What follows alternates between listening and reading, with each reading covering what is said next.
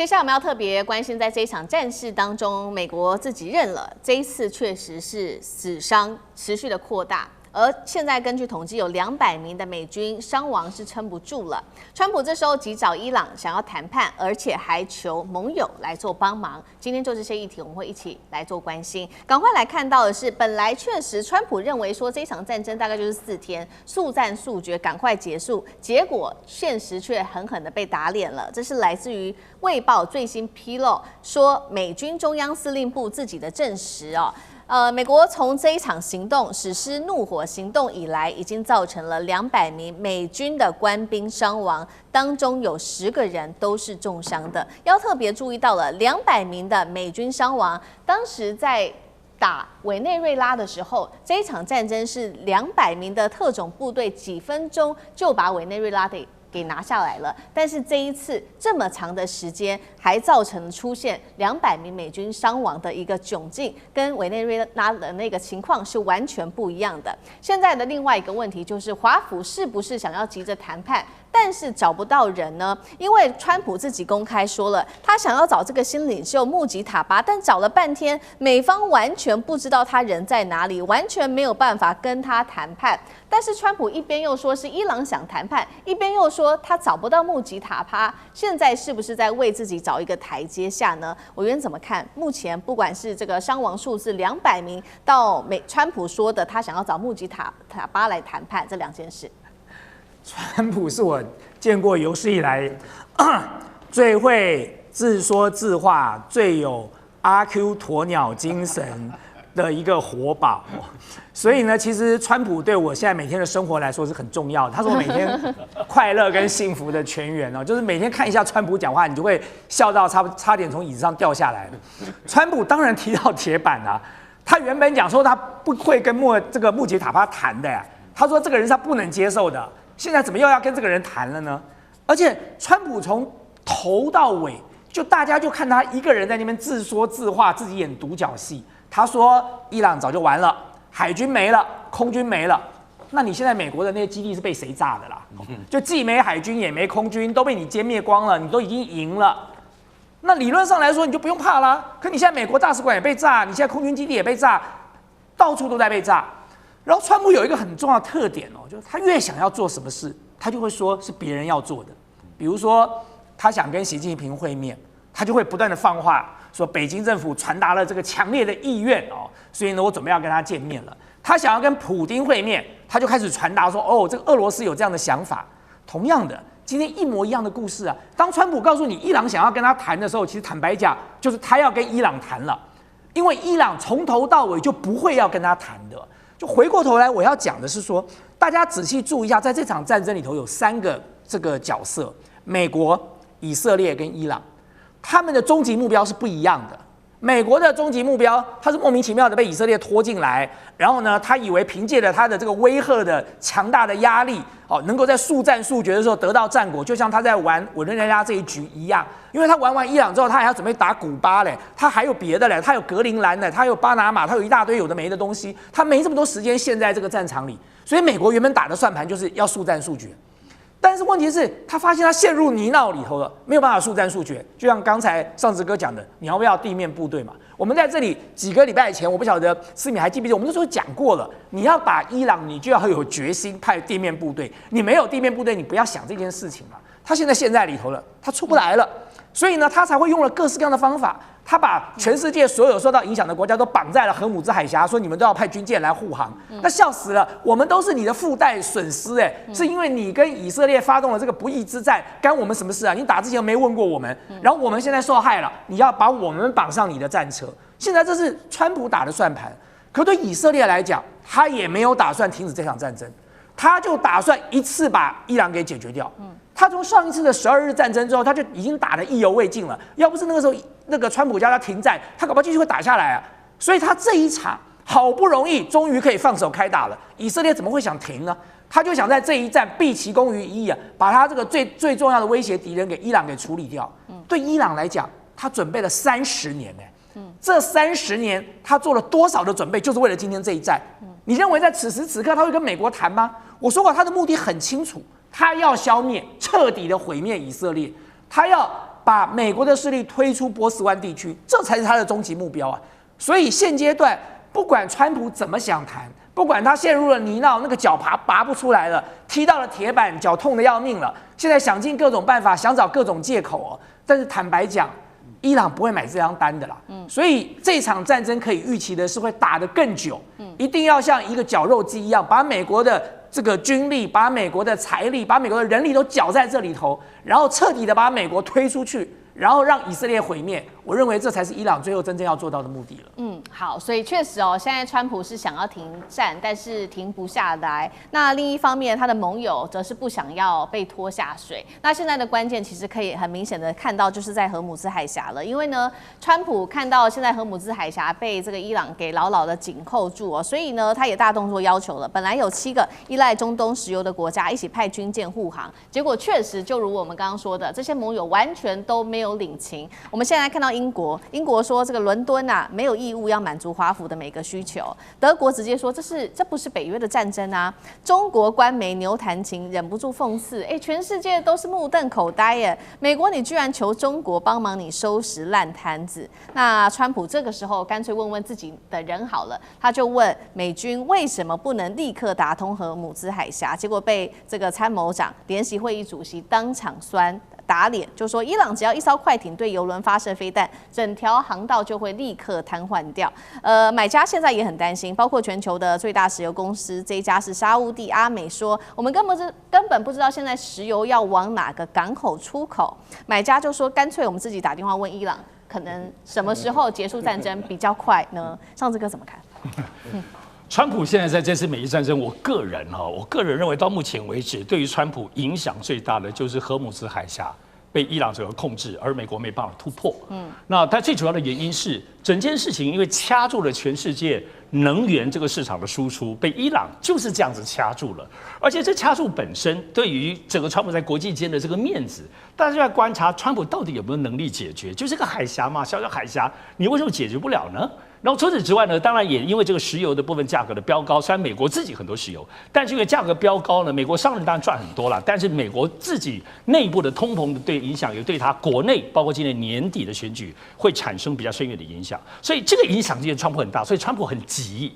我们来看，他找了7个国家，请7个国家大家一起来帮忙。我觉得7个国家还是蛮有意思的，包括什么？大家知道，英国、法国、德国、澳洲、日本、韩国，小猫咪也有啊，还有中国。大家对于找中国，个人觉得匪夷所思。路边的阿婆抓来都知道，中国跟伊朗的关系很好，你还找中国介入这个事情是怎么回事？并且乱投医吗？而且你看这7国之外，你就觉得啊，大概川普的眼中，印度大概没什么能力，加拿大没什么能力，所以这些他认为在军事没有能力护航的人，大概也就在这名单当中被剔除了。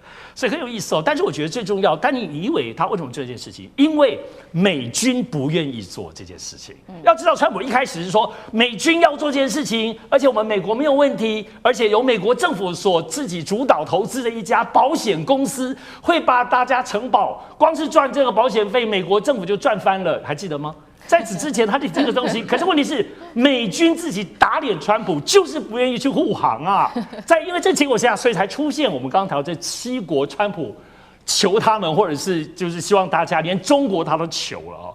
所以整件事情对荷姆兹海峡这件事情，就是在不只是这种国际能源上的影响。对于川普来说，伊朗战争、美伊战争究竟要不要打下去？很多人劝他赶快说赢就赶快退，有很多不同的说法。但真正的卡点，我认为卡住的是这里，远比现在包括美国跟以色列轰炸伊朗，大家打来打去，我觉得还要更深邃，而且对川普的这个整个影响性非常非常大。但这个荷姆兹海峡，你说能不能攻下来？其实应该还是可以，美军的力气，如果他下定决心。但问题是你要付出多少代价，死多少美军？而且现在对伊朗的一个忌惮之处，就是伊朗现在这50几波打下来，大家就觉得天哪，怎么这么准？是北斗卫星还是俄罗斯的卫星帮忙？以前伊朗没有这么准啊，所以就是说，荷姆兹海峡现在可能只是他们的火箭炮，还不要说导弹，它的火炮可能就准到可以把你的船都打翻了。而且，其实，在伊朗在这一阵以来打了一些这些油轮不守规则的，算也打了超过5艘以上，就是准的把你打到。所以这种吓阻性使得美国现在整个在荷姆兹海峡里头真的是一个死结哦。美军自己如果不愿意介入，川普重点，川普逼美军最后美军也不愿意介入这些将领，这就使得这些外交球7国都没有任何的帮助。好，同样的问题，干哥又怎么看？那另外补充一下，美国财长这个时候又说要放行伊朗的油轮，到底又是为什么？到底是伊朗放行你的油轮，还是你要放行伊朗的油轮？是这个问题不是这个好像用子之矛攻子之盾，我觉得这个很瞎掰，你知道吗？这个不重要，重要是川普，我帮你算了一下，你请7个国家来帮忙，他们现在不是每个人都有理由吗？对不对？可是我觉得每个人的理由都很正当，都很堂皇，没有规避，也没有什么好接不到电话之类的哈，他也没有这样子。那我可以告诉你，与其请这些人来帮忙，你不如自己派兵去把这个荷姆兹海峡的北岸，就是伊朗领土给占下来。不过我跟你估计一下，长度约800公里，你要派10万兵才可以攻得下来，你还是可以守得住。你还要随时你看着大海，你要随时防着伊朗从后面偷袭你。所以弄到最后，你还是要自己出地面部队。因为为什么？因为你现在只是请这些你的盟邦出这个海军来护航，还不是派兵哦，那个差很多。护航跟派兵是2回事哦。就法国第一个怎么讲？法国说要等到战火平息，我们才会考虑。那等到打完，我还要你法国来干什么啊？他不是马克宏到底在讲什么？我们实在是觉得他在很有趣。那外交辞令归外交辞令，对不对？可是你要讲笑话，你要编个草稿嘛。连草稿都不打，等到战火打完了，我们就会去护航了。那打完了还要护航什么？英国说的英国说的川普是最切心的，你知道？就是说最失望了。英国说，我们没有办法事事都跟随着美国的意见来走啊。这句话我觉得斯凯尔讲的很硬啊，对不对？听的人都觉得说，哇，你胆敢跟你老美兄弟这样子讲话，这些人都已经讲了啊。德国更是讲了，德国说我没有，我们不介入啊，我们不会去介入啊。韩国说的更奇妙，南韩说，我们会审慎评估，审慎评估就是，不可能，我不会参加。所以大家看了这些之后，我先跟各位讲，14号的时候，就是几天前，荷姆兹海峡终于一艘油轮都不敢过了，没有一艘过去了。前几天我们不是在这个上个礼拜还可以听到说，有什么油轮硬闯过去啊，一天就可以赚100万美金啊，所以他们硬闯啊。后来他们看看还是不要硬闯好了，你知道，因为整艘船沉了的话，那更可怕。所以参谋首长联席会议主席告诉川普说：“总统，请你不要再问为什么我们不能封锁荷姆兹海峡了，因为只要有一个伊朗兵，他一个人坐一艘快艇，然后冲到20万吨的超级油轮前面，当着这个船员的面，把吸附式地雷放在那个油轮的身上，然后它一爆炸，我可以跟你讲，他一个人就可以摧毁上100万美元的石油一艘船。”所以这个是他的意思是很简单，就是防不胜防的意思。如果你真的要封锁荷姆兹海峡，你要付出这样子的代价，但是伊朗他用很低廉的方式，他就可以达到破坏你的封锁这样的方法。所以我们今天讲的就是说，美国他们就不是美国啦，这应该严格来讲是川普的异想天开。他说：“赶快啊，美军你怎么不能够做呢？美军的航空母舰还连。”美军航空母舰现在在哪里？在红海，在比阿拉伯海还更远的地方。为什么？那会被打到，你知道吗？所以说他在红海，他不敢进入阿拉伯海，因为进入阿拉伯海就进入射程，进入伊朗飞弹的射程，所以闪一边。我不可能会拜托美军舰队指挥官，他不是傻瓜，好不好？他怕水雷，也怕飞弹，所以在不要损失自己的兵力的情况之下。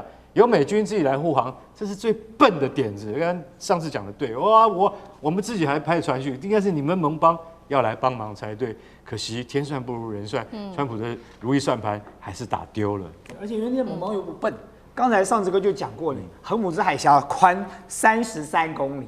然后呢，只有2条水道的深度可以让油轮通过，每条水道的宽度不过3公里，所以呢，一个进一个出。这个时候你要是派军舰去护航，就是靶子嘛，就进去就当靶子被打了，怎么可能？然后你说叫其他的盟国想说你美国都不敢去了，你为什么要叫我去啊？你好歹如果说你美国去走了2-3趟，看起来还蛮不赖的，那我们大家就顺便走一下。你自己都不去了，叫我们去，就死道友不死贫道就对了。这个故事就是这么简单吗？好，谢谢委员。那我们休息一下，马上回来。地缘政治、美中之争、战略价值、强权崛起、小国生存，现在与未来洞悉事件走向，掌握世界脉动，全球观点尽在环球大战。